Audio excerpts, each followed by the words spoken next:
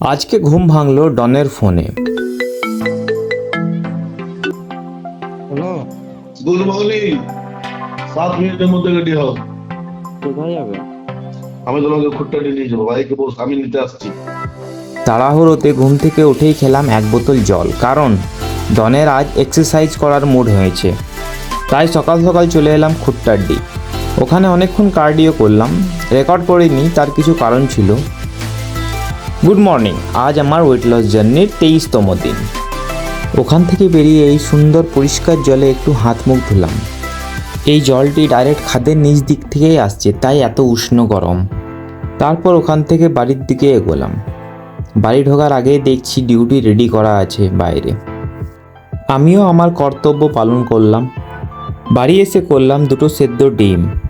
তারপর আজকের ওজন মাপলাম। আজকের ওজন 79 কেজি 400। তারপর করলাম আমার ব্রেকফাস্ট। একটু পর আমার ছেলে এনে দিল আমার জন্য এক বোতল জল, ওটা খেলাম। তারপর গাড়িটি ঠেলে ঠেলে পাহাড় পর্বত নদী নালা পেরিয়ে নিয়ে এলাম ডাক্তারের কাছে। সেখানে পুরো গাড়ির পোস্টমর্টম হলো। আমিও তাড়াতাড়ি ব্লাড ব্যাংক থেকে ব্লাড নিয়ে এলাম। কিছুক্ষণ পর দেখি জ্ঞান ফিরল। হাসপাতাল থেকে বাড়ি এসে গেলাম স্যালাইন আনতে। বোতল জমা রেখে গেলাম কিছু শসা কিনতে সালাদের জন্য। শসা নিয়ে ফেরার পথে জলটি নিয়ে এসে জায়গায় সেট করলাম। তারপর খেলাম আমার লাঞ্চ।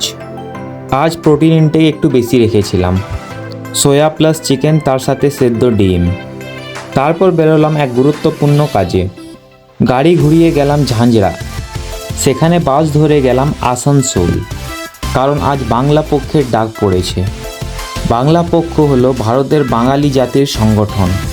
সেখানে পৌঁছে সবার সাথে যোগ দিলাম। তারপর কিনলাম এক বোতল জল। জল খেলাম এনার্জির জন্য। আজকের মিছিলটি ছিল বাংলায় বেকার যুবকদের উদ্দেশ্যে, কারণ বাংলায় কাজ আছে কিন্তু বাঙালির কাজ নেই। কিছুক্ষণের মধ্যেই এলেন আমাদের বাংলা পক্ষের সাধারণ সম্পাদক ডক্টর গর্গ চট্টোপাধ্যায়। তারপর সবাই পতাকা নাড়িয়ে নাড়িয়ে এগোলাম। প্রায় 3 কিলোমিটারের বেশি পায়ে হেঁটে আজকের মিছিলটি সম্পূর্ণ করলাম। গর্গদার এক ডাকে সবাই হয়েছিলাম হাজির। তারপর বাসে উঠে খেলাম এক বোতল জল। তারপর বেরোলাম। হঠাৎ অন্ডাল মোড়ের কাছে বাসের ইঞ্জিনটিতে কিছু সমস্যা দেখা গেল। প্রায় 2 ঘন্টা ঠিক করার পর পৌঁছলাম ঝাঁঝরা।